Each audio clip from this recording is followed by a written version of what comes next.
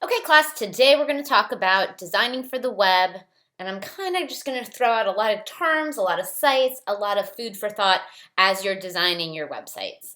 And some of these are just classic rules of thumb, some are verbiage and vocabulary, some are just some great websites that can help you as you are starting this process. And let's just dive in and talk about how we're going to start designing for the web and for web usability. Number one, the anatomy of a website. So here's some vocab terms that we just have to use. This is the terms we're going to talk about when we're critiquing, when I'm describing, and when you're designing, that you're kind of thinking about these different portions of your website. So the first one is at the top here, and that's the header. And the header can fluctuate in size and width. So these are really relative to your design, and I would suggest the header being a lot larger than that, but for this nice small design, it is fine that way. And in the header, you can see they have a logo and a navigation. And you could say navigation or you could say nav bar. I think both are fine.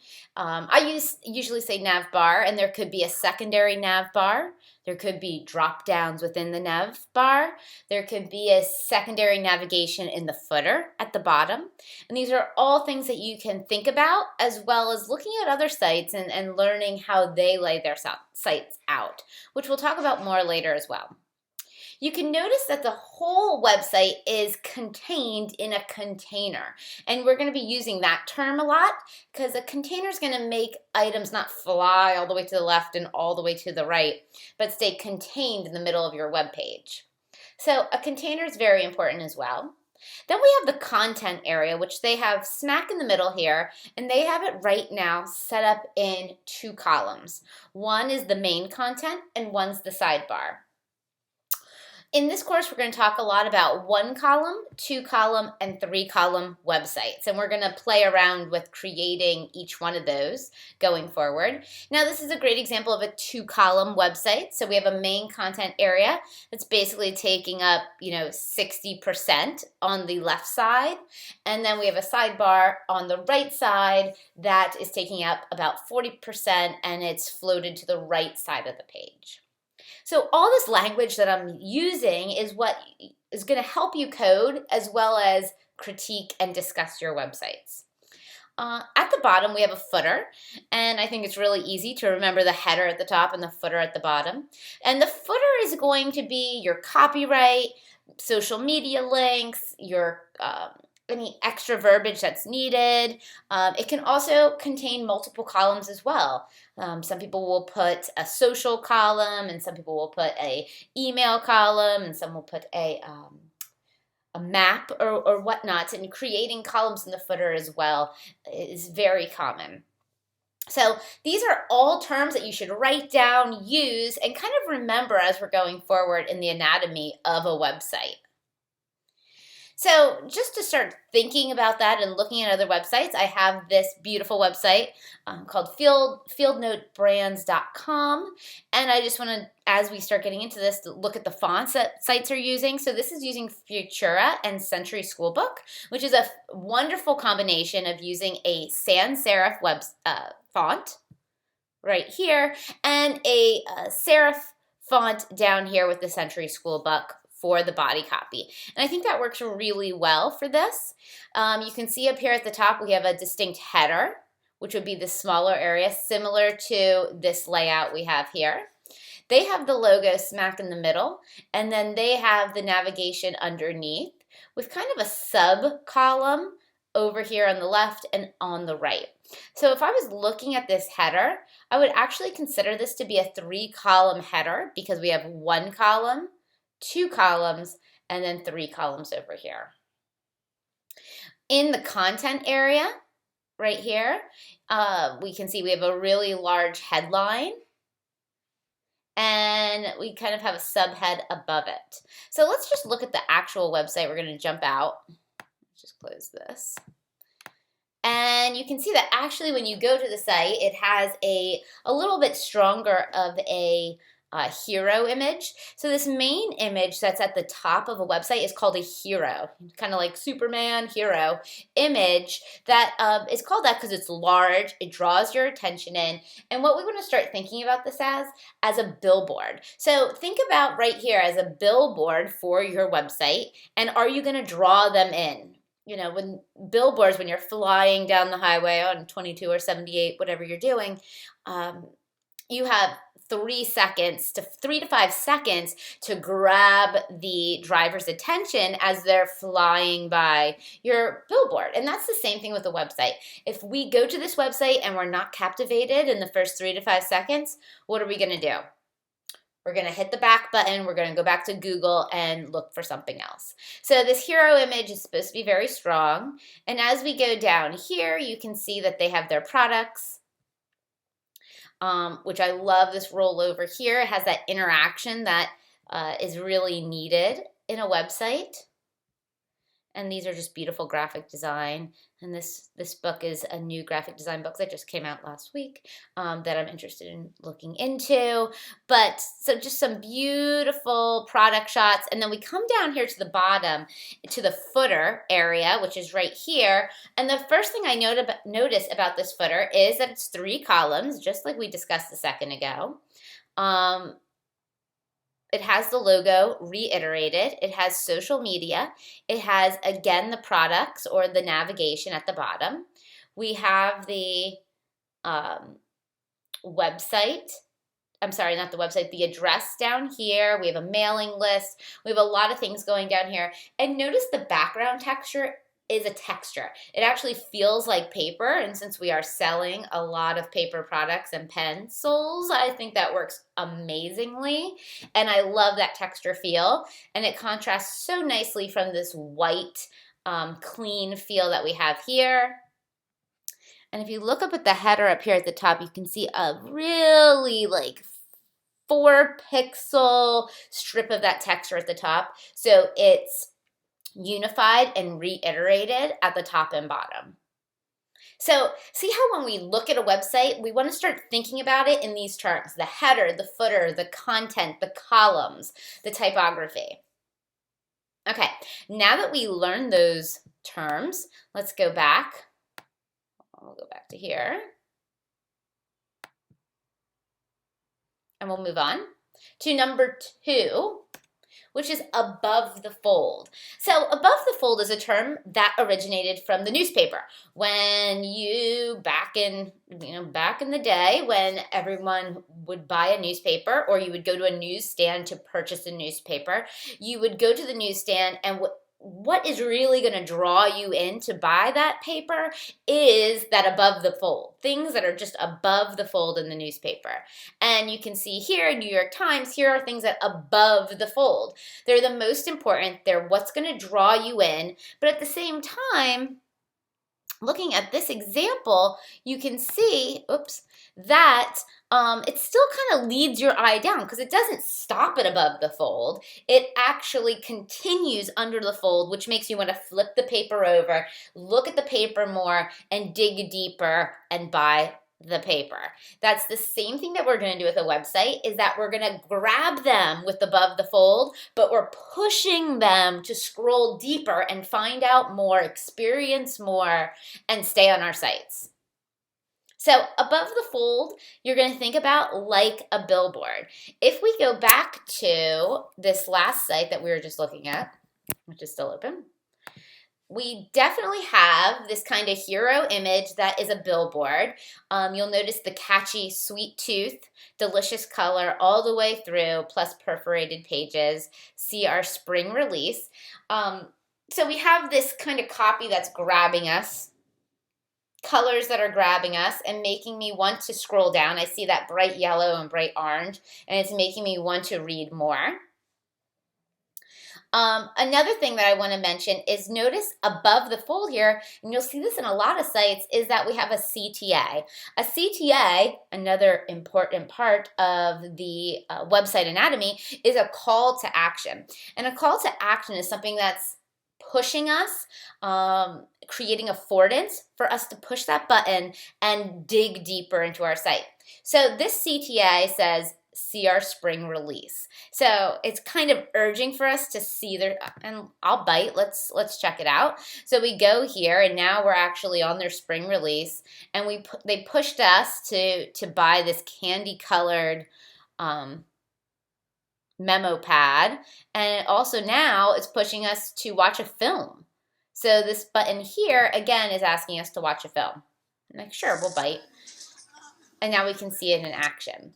So a CTA is an important part, and you always want a CTA above the fold in some way. So I think that's a good way to look at it. So above the fold, think of it as a billboard, draw them in, and make them want to explore more of your website.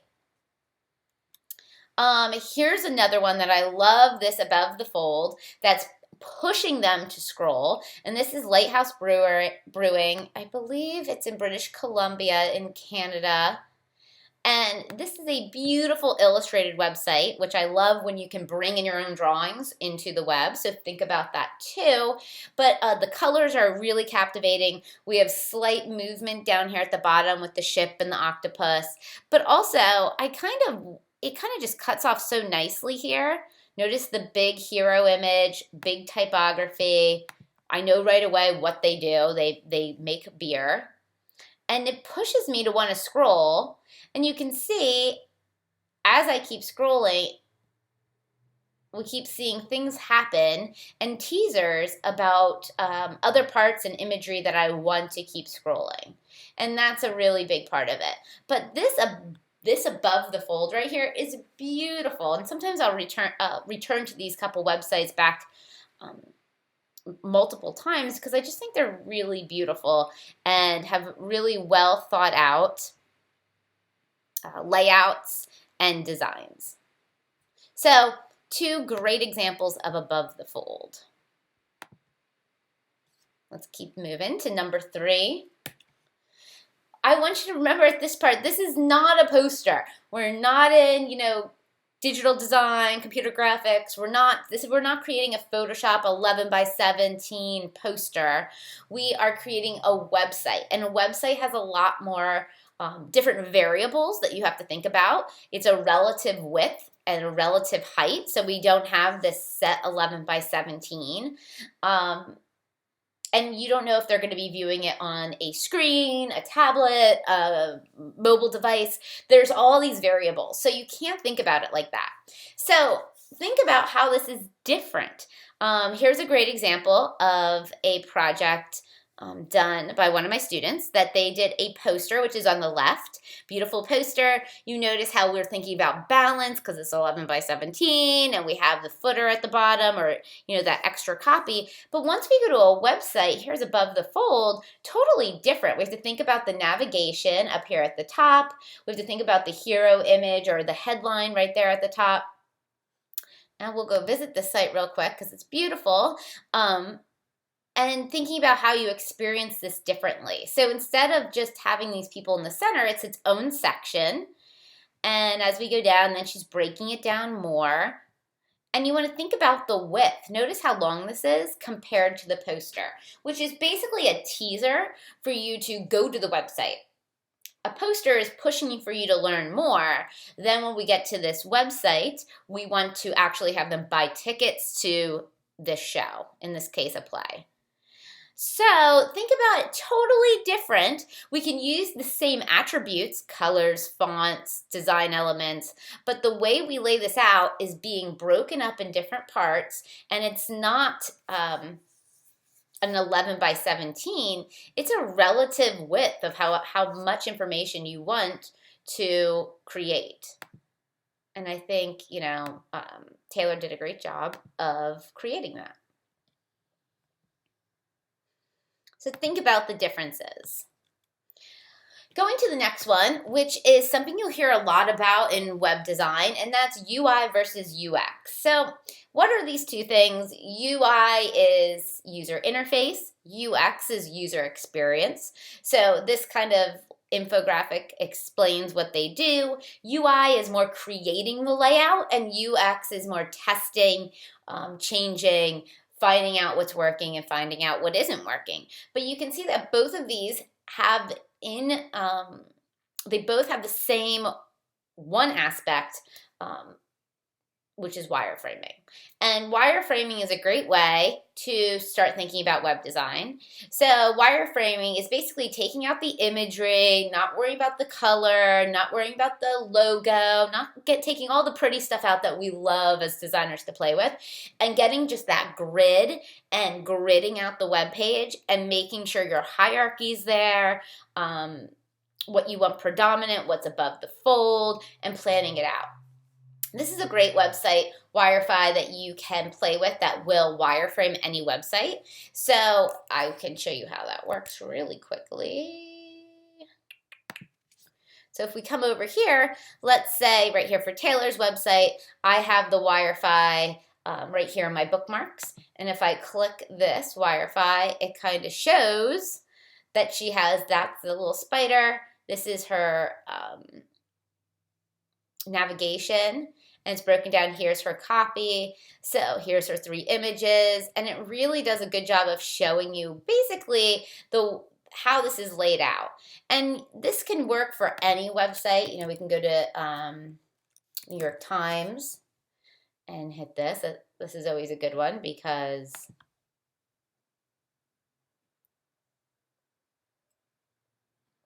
and you can see here where there's a photo, where there is a large headline. So it works really well.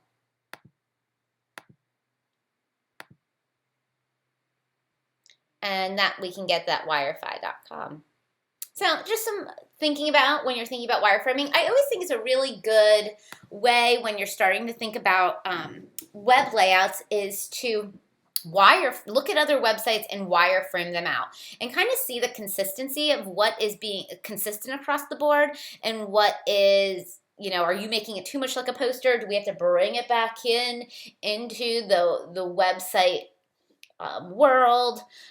What do we have to do to make it work? So looking at other wireframes can really help.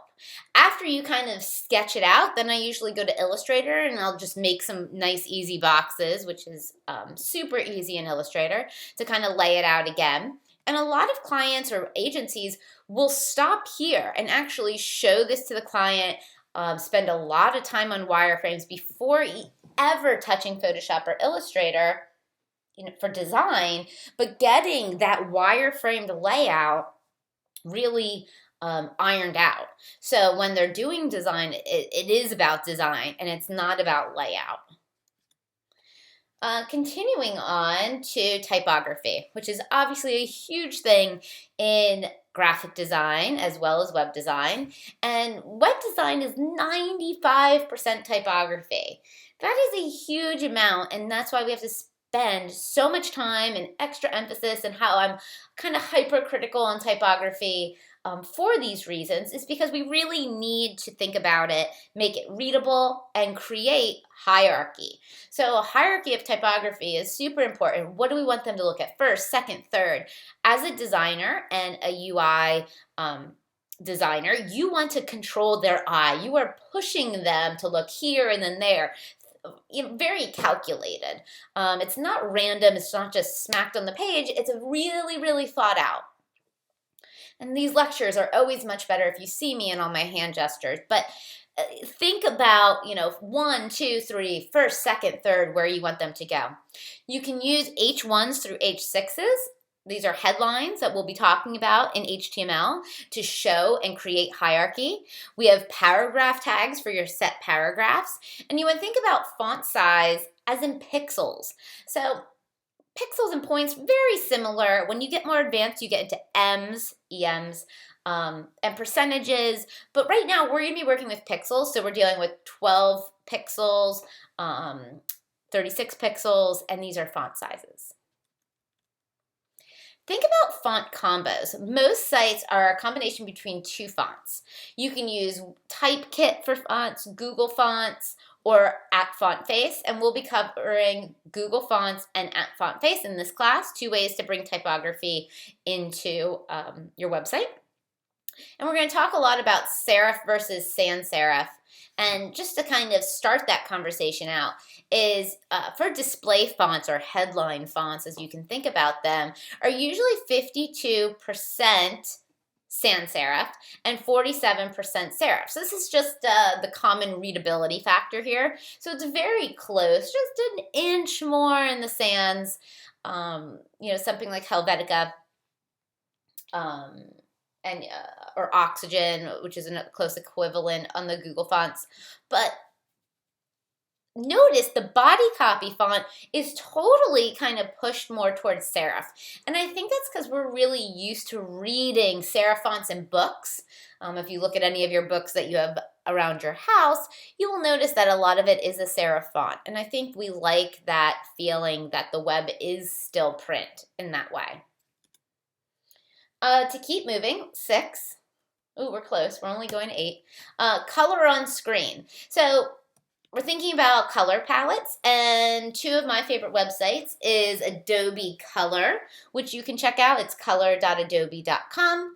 And the other one is Design Seeds. And Design Seeds is really pretty. It has all these beautiful photos. And it pulls color schemes out of them. So for instance, this photo here. Now, one thing to remember is that when we are working with web, we're going to be dealing with hex numbers. So we're not dealing with RGB. We're not dealing with CMYK. Eventually, we'll be doing, let's see if I have something open. What's this? Okay, here we go. So, for instance, this is in Illustrator, but here is some hex numbers that I know matches these for another project. So this pink color, this beautiful pink, if I double click on it here in Illustrator or Photoshop if you're in, and you go look at the color, you can see here that we have the hue, saturation, and balance. We're not worrying about that yet. RGB, which is what we're used to for web, and the hex number is a iteration of RGB in a number letter sequence, and then CMYK. But right here is our hex number, and that is how we are going to be picking our colors for our website. So I would copy this and then use it in my website. So these are hex numbers that are gonna match the colors above. So I usually after I pick a color scheme like this, I usually kind of type out in the, a very nerdy fashion what all my colors are so I know, what I'm naming things. And I kind of have this page that really keeps me organized. So think about everything in a hex color. Let's go back here. And I wanted to show that as well. 7, the grid. So, another thing that's different from Photoshop or Illustrator where I feel like we're just like collaging these images organically around the page, we're working with grids. As I mentioned, 1, 2, 3 columns. There can be overlapping, but it's not like Photoshop that we could just keep layering things on top of each other easily. And I would suggest kind of getting used to a 12 or 16 column grid as you're designing, which could be really helpful. If you are going to work in Photoshop really quickly, to not take up too much time, no. I'm going to make a new document here, which we will do at one point in this class. And I'm going to change this to web. And I'm going to make this 960, resolution 72. So here is my basic, artboard. And if I go to, and I'm going to be put on the spot here, new guide layout. Yes. Whew. You can see here that I can make a 12 column grid with a gutter of 0.278. That's really going to help me as well. And I don't like, well, I'm not going to worry about it, but I don't like the artboard. I like the other view better. But this can create some guides. So as you're working on, columns, everything is going to kind of snap to your grid. So you kind of can think about your website in a 1, 2, or 3 column website. Okay. And last but not least, and this is my favorite and most important as you go forward, the sameness on the web. So a big thing on the web at this point is everyone says everything looks exactly the same and it's boring. And that becomes a problem for graphic designers because we become these kind of robots that are creating these boring square sites. So I kind of put this one here because we still want to keep that anatomy. We want the nav bar. We want headlines. We want it to make sense. You want your grandmother to go on and be able to navigate through and not feel lost. But at the same point, we want to try some angles and some large type and play with some things. And some ways that we could do this, just thinking about it, is adding texture, creating movement like animations and transitions. Don't box me in. Try different shapes than a square or a rectangle. It gets so square, so boring that we want to think about triangles or circles, crazy shapes like that. I say chance, so it's a lot, I like a lot that has to do with chance, like loading different images and playing with sliders and doing stuff like that. And I think the most important that we can do in beginning web classes is remember why you got into graphic design. It's because you like to draw, and you're probably pretty good at drawing, or typography or hand typography. So remember that and use it.